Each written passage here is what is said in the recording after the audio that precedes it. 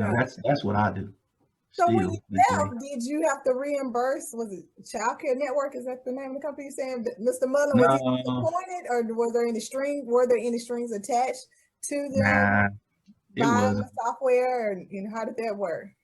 No, it wasn't. It wasn't like that. They didn't trip about that.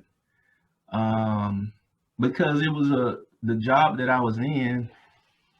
My Shonda, she told me when I first got there. She said, if you're here in 2 years, something's wrong. You know Okay, what I'm saying? so Because that's it the was just motivation. really one of those entry level stepping stone type jobs, you know. And that's what she told me. And right at the 2 year mark, that's when I got a call from Aflac to say, hey, you want to Okay. come on over here? Heck yeah, it's the best So, place in town. so even going to that position or new job, did you continue on your CPA track, or did you Yeah, I take did. a break? Um, one interesting thing during the interview with Perry Mullins, another that's my dude as well. Um, he knew I was in preparation for the exam, so he put it in my offer letter. Okay. Oh, okay. Yeah, he put it in my offer letter and said I had to get my CPA license within 2 years of being Okay. hired. Now I don't know what was going to happen had I not made the 2 year mark, but fortunately I did hit the 2 year, and then it was just I was going from there. And did this new employer continue to either pay for it out front, the review Yeah, course, or were you reimbursed along the way? yeah. Did it include testing fees? So 100%, 100%. I have love for Aflac because of the CPA study program that they have. I like the program so much. I've incorporated that here into my current firm, right? Okay. So this was the program. First things first. We the program was run by the chief accounting officer at the time, Ralph Rogers. Mhm. Um, and that guy. I learned a lot from him as well from a distance, though. 'Cause, you know, I wasn't reporting to the CAO, but my boss Perry, he was reporting to the CAO. Anyway, Mhm. um, he said there will be no flexibility. This is the program. It's Becker is the material. Okay. If you accept the program, you will study from 7 a.m. to 10 a.m. Monday through Friday, and your work schedule will be from 10 a.m. to 6 p.m. Except on Friday, you can get off at 5. Right? So Okay. not bad. And you get to take a lunch. You can take a full hour lunch. So you were on site. You were expected to report. That Yep, study time was on site. correct. And he would get reports on badge swipes because he was like, your study time is 7 a.m. I don't want to see a badge swipe at 7:01, 7:00. As a matter of fact, it needs to be no later than 6:55 because it takes 5 minutes to get from the front door to the study room. Gosh, He, okay, cracking he them was up. Something he, serious. he wasn't playing, and so there was a dedicated study space. All it was cubes in there and nothing else. Was it a Mhm. cohort? Were there other coworkers? Did you feel like it was a group and team? And There how did was you it feel? was Was that it added was pressure and some incentive, or that it's all individual. We had people signing up, but it was mainly in the individual situation. okay? And there may have been somebody else in there at the same time, but there was no talking. Okay. Mm-mm. I'm not in here to talk. That's steady. So did you crank them out with any retests, or did you pass each one of them on the first time out? So I passed. So this is what happened. So there was a gap. That study program didn't start until after my first year at Aflac. So that first year I was just on my own, willy nilly, trying to get it done. And I took audit, and I failed it with a 74. Oh, oh, that's crushing. Took I audit, feel failed. the pain. Oh, taking me Yeah, back. 74. And I knew it was gonna be a problem because when I was studying for it, this is when all the Sarbanes-Oxley Okay. had started coming out, and the program material I had, there was no, it was old material, you know. So they didn't have any Sarbanes-Oxley on there, and that was on the test, and I didn't know what it was. Okay. Really? Yeah, I mean, I kind of not really. I should have known, but whatever. Um, and so I failed with a 74, and then the program started. I jumped into the program. Boom, made a 83 on it. Okay, great. Okay, so it was Killed it. Yeah, ready. you ready now. You had some structure Yep, and had a little pressure. structure. And some And pressure. That's then, some expectations now. yep. So then we had I took regulation next, and well, maybe this was before. I might have passed audit on my own, but what happened was I took regulation. I studied for the first 3 weeks the way I was supposed to. Took like a month off, and then I studied the last 3 or 4 sections in about 2 weeks, and then went and took the test and failed it. Obviously, Oh, okay. I was gonna say, how did that turn out? fail. Okay, with a 69, but Ooh, it's still respectable though. yeah, It's still taking respectable. the test is respectable. And so then, because on that notice to schedule, I had BEC as well. So I had two on the notice to schedule, so I had to take BEC.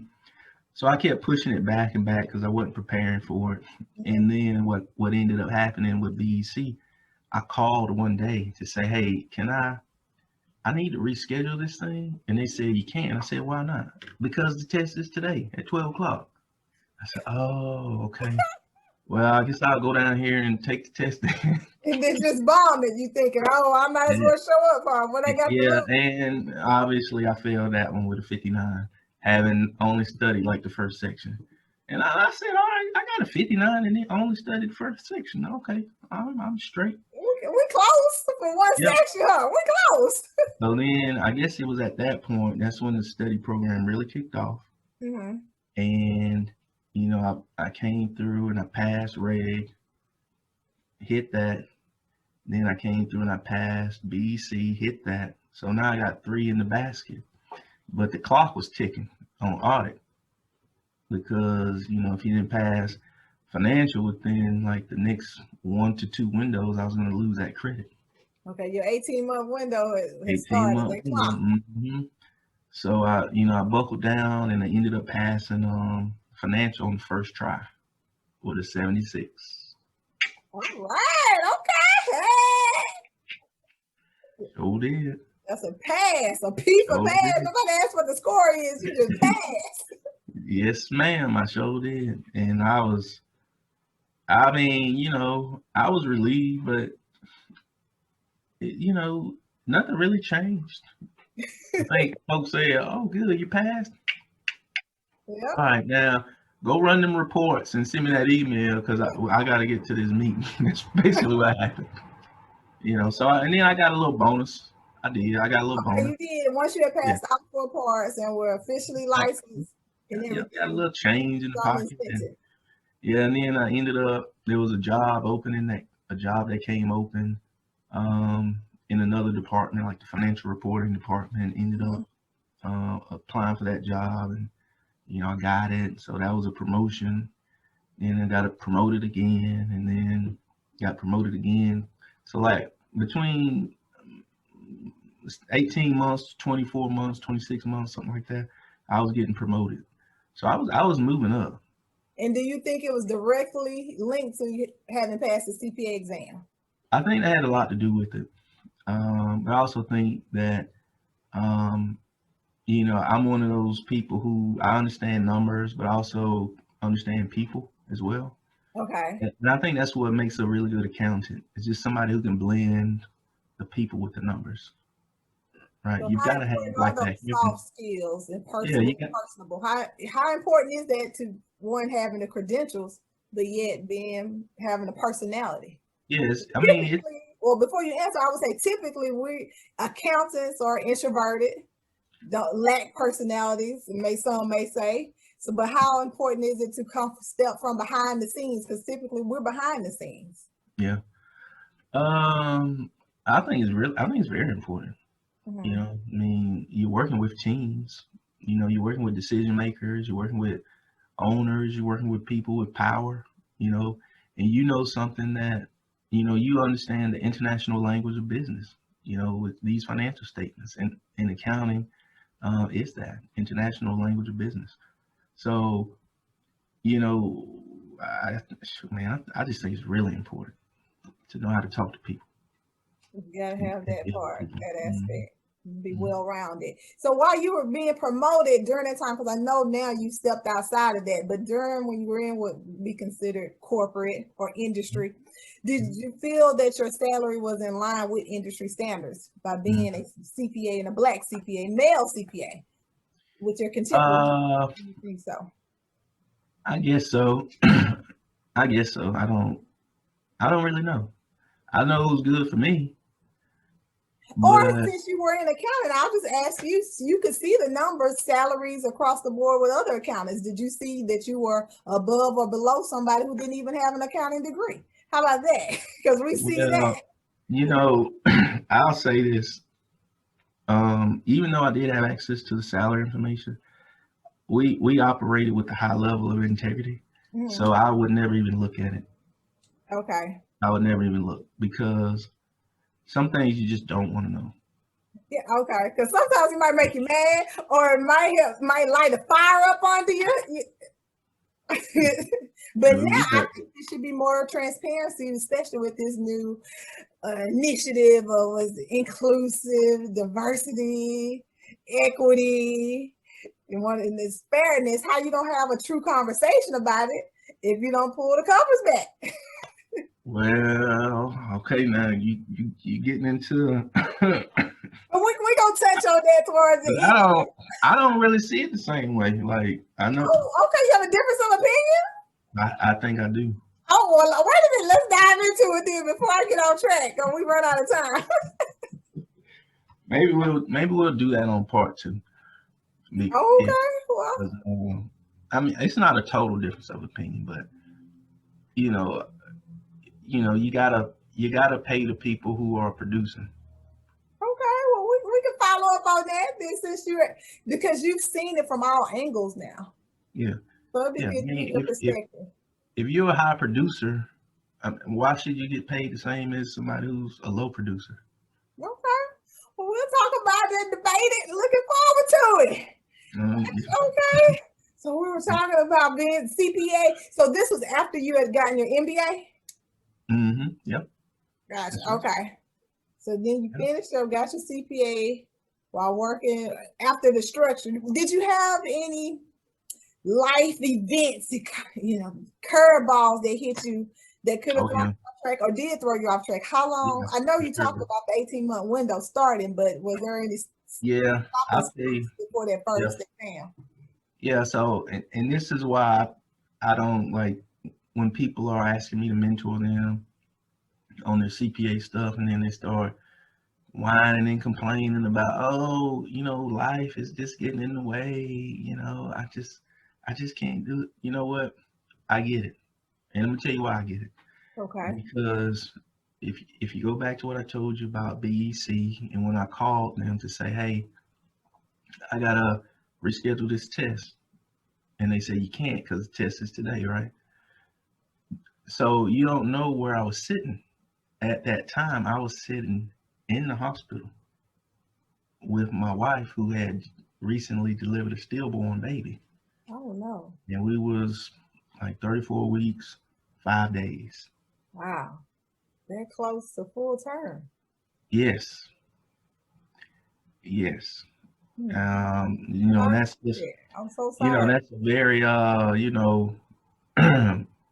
was That's a gut yeah, wrenching. That's hard to hear. I'm sorry yeah, about that. that's tough because it's hard to come back from something like that, and I don't really know how that even happened. As far as the way to bounce back, it's only the Lord. It was only the Lord because I left out some of that story as well during my CPA journey. because after that, and I had failed that VEC, because that was two fails in a row, and then I had suffered that loss, that family loss. It was just really tough, and I was getting prepared for the um, regulation to take it the second time. And I just remember stepping outside in the backyard, and I prayed to the Lord, and I said, Lord, I just don't know what it is you want me to be doing out here. And, just help me. If this if this CPA is for me, just straighten the path out, right? And I will use my CPA license to glorify you. This is what I told the Lord. This open conversation with me and him in the backyard. I remember it was in the fall because leaves was falling down. And I always feel like if you catch a leaf falling off of a tree, Uh-huh. then that's good luck. You can make a wish, it'll come true. I'm out here trying to catch leaves. Okay. And I'm like, why am I catching leaves? I need to be out here praying. That's what I need to be out here doing. The Lord speaking to you, And right he, down from heaven. yeah, and it was an earnest prayer. And he came through because I passed the next three. Boom, boom, boom. And that's what I try to do. I'm a servant at heart. It's my heart's desire to serve. I'm not a doctor. I'm not doing missions to go give vaccines to sick kids and all that stuff. But I serve in my own right, with the information that I know and the information I can share with other people, business owners, individuals, to just kind of help them with things they didn't know. So I still feel like this is a divine path that I'm on with this CPA stuff, for sure. Wow. And the Lord worked it out. Mm-hmm. Yep. He showed this. I wasn't even gonna say all that. Well, you got to with the audience. You got to share that motivate. So where did you find the motivation from? Strictly your faith at that point? Because that could have been enough for somebody to throw in the towel, if not for Man, good, for at least a good 5 years. And think I found the motivation in that offer letter that Perry put them 2 years in there.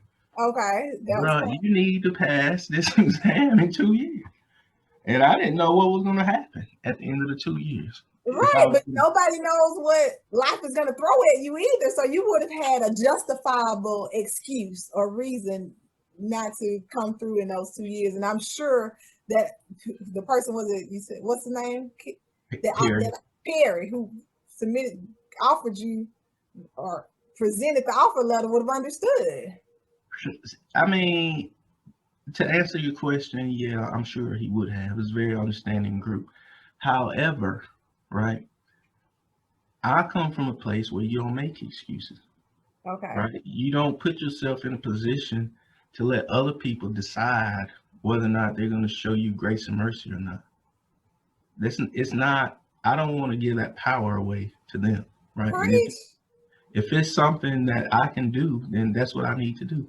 And don't get me started.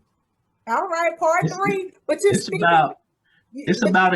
about accountability, right? You got to hold yourself accountable and hold yourself to a higher standard. Don't look for excuses to not deliver. Look for reasons, look for ways that you can deliver.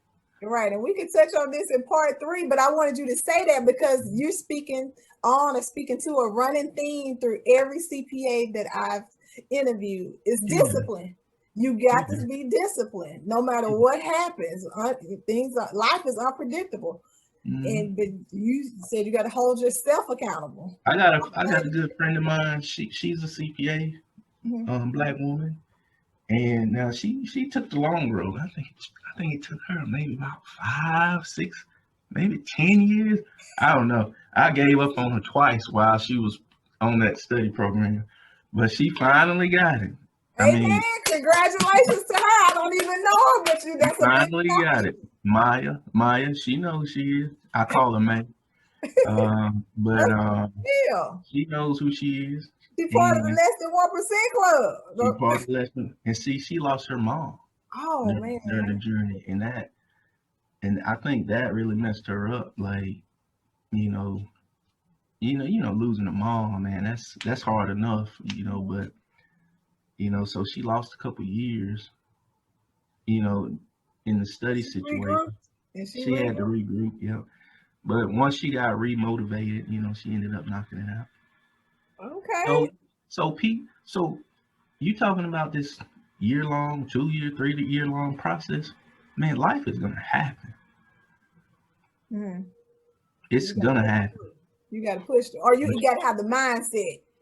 Yeah, And and the stay focused. support system, and you know, if you're not holding yourself accountable, maybe you've got some people who are helping to hold you accountable. So life's gonna happen, and I really don't have much like somebody's whining about, or not whining, sorry, they're expressing themselves about the obstacles that they're facing, the Right. headwind. I'm like, mm-hmm, Come yeah, on now. okay. So what you gonna do about it? All right. Well, I am glad to hear how you overcome and being an example to continue to push through.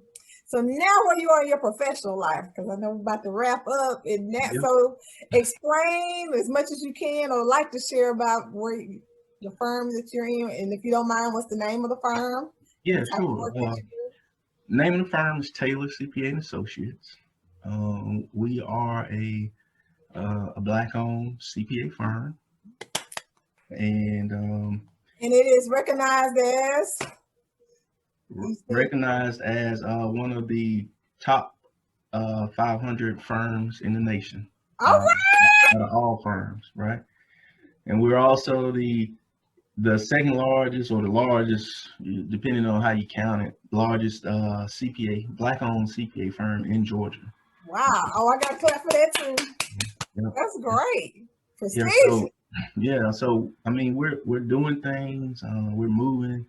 Um, I like it here, and it's hard. Though, I ain't gonna lie. What do you mean when you say it's hard? It's a hard job. Hard You know. work, a lot of It, responsibility, or yes. complex? What you mean? Yeah. All that, because I'm client facing. I've got Okay. direct staff that I have to develop and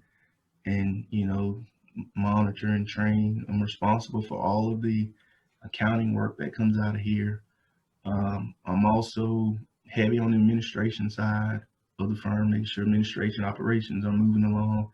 And then also, I'm part of the new business structure, helping to bring in new business. Right. So it's not easy. It's a lot going on But very every day. rewarding, you would say? Um, yeah, I'd say so. I'd say so. Well, that's good. So considering where we are in the racial climate or racial reckoning, depending on how you want to describe it, what are your thoughts about where you are being in a position at a high level in accounting? Do you see the playing field being leveled for Black firms to draw in, bring in new business? Or is it just as competitive as it was probably in the 1920s and 30s when they Yeah, were it's breaking it's barriers? I think every day we're out here, we're breaking barriers, but I don't know that we're really making much gains Okay. as a people, right? But what I will say is, um, so I'm reading, or I finished reading this book, The Whiteness of Wealth. Okay. I'm gonna get that plug in there. Y'all need to go check that out. Darlene Brown. Oh my God, it's gonna change your life. All right. Um, Whiteness of wealth. Whiteness of Wealth. Y'all check it out. But in there, she talks about how, as a people, we probably are maybe generations away, but there are going to be individuals who are going to be able to push through and move and gain ground, right? So I don't know that, us as a people, right, are going to be able to do it anytime in my lifetime. Mhm. But I do know that there are going to be people, individuals who can break through, gain ground, and hopefully those people are going to leave the door open for others to come behind them and do the same thing, right? Well, and also to close that gap to have more Black CPAs, what do we need to do as CPAs who currently have the designation? What are your thoughts on how do we increase the number of Black CPAs? I think we need to be more visible. I think we should shine more attention on the accounting profession as a whole.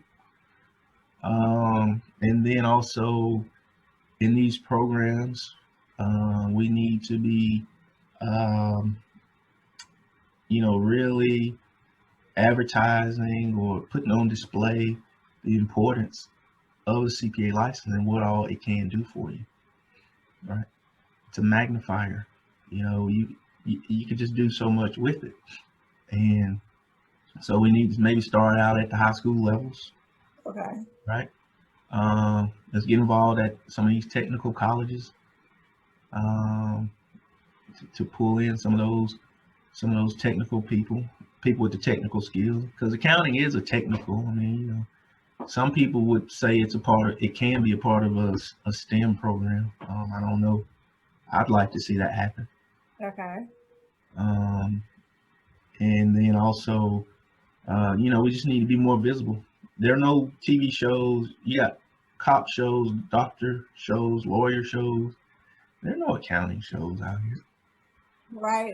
That's true. Or the first thing people say or right off, or they ask about what do you want to do when you grow up, or giving them suggestions. The first two are gonna always be what? Doctor Mm-hmm. and a lawyer. And a It's lawyer. like, why is that counting in that list? Right. And then, like, I guess even similar with engineering. Engineering is, similar to accounting in that, it's like process thought. In your process thought, I think there are some similarities. Um, but one of the great things, you can jump into the accounting profession with just a 4-year degree. You can't do that in the medical profession or in the law field. You've got to get like advanced degrees and all that kind of stuff. Mm-hmm. So you can start in the accounting profession even without a degree. You can start in there and get working, and then you can get your education and your credentials as your work. So gaining that experience. Yeah, I mean, if you and the job market is solid. It's solid. It's And recession proof and pandemic proof. Evidently, we proven right. If you can weather a pandemic, the sky's the limit. And I'll tell you, I know accountants who don't have jobs, right? I do. But I don't know a single CPA that doesn't have a job. Okay. There's a difference, huh? That's the difference. All righty. Well, I will close with this final question. All right, what you got? Expectation that we will have a part 2, 3, and 4, because we definitely got to get your take on this new inclusion and diversity and equity initiative and things, conversation that's currently going on. But the final question is, what does having CPA behind your name mean to you? Now that you are a CPA, what does that mean to you? That when you see your name or introduce yourself, or even in your professional life, you're Christopher Smith, I'm a CPA. What does that mean? I don't walk my license at all. I'm just Christopher. For me to answer this question, you kind of have to know me. I'm a whole person, right? And my people, they'll tell you the same thing, that I want people to be happy and whole in their workplaces. So I'm people first, and then work right after that. So my CPA, it's good, it's great, as long as it's not getting in the way of the things that I think are truly precious, and that's life itself, that's peace, and that's happiness. And then once you get beyond that, right? So once you get beyond that, okay. It's great. It's awesome. It's awesome. It helps me to, with my instant credibility. I'm in an elite club. We're the tip of the spear. we're going to be leaders in the community. Everybody has businesses, but not everybody knows how to run their businesses properly. Um, so people come to you, and I like being able to help and to serve. So yeah, that's how the CPA license makes me feel. Oh, there was a spiritual message there. It wasn't just driven by the mighty dollar, because that will Because come. I'm not, man. No, I'm not driven by it. But please don't misunderstand what I'm saying. Now, He probably, I'm gonna cut him off. He probably could say that now because of where he is. But go ahead. please don't misunderstand what I'm saying. I do expect to get paid for services performed. I do expect to increase my wealth and I'd like to, make sure I build in a way that I can have things to pass down to my family, right? All right. To my kids and to leave a legacy. Generational wealth building. Yeah. Right. That's thank you. Well, thank you, Mr. Smith, for your time. I hope third time is a charm. So once we log off and I convert and edit this video, we have something to upload. And I'm sure the audience will definitely enjoy your story, your journey. So my special distinguished guest today is Mr. Christopher Smith. And again, I say third time's a charm. And I really appreciate this even 4 years later, even though I knew part of that story, just hearing you speak about it. It's me. Some motivation to keep going and don't be worried about the dollar. The money will come. It will. And I hope our audience understands that too. Just stay focused and discipline. You heard it here. You can't get around this or get to CPA without discipline and staying focused. So thank you for tuning in. Continue to check back, like, share the video, or leave a comment and tips or ask questions as you've been doing. Thank you. And before I close, remember who you are and whose you are, and there's no time like the present.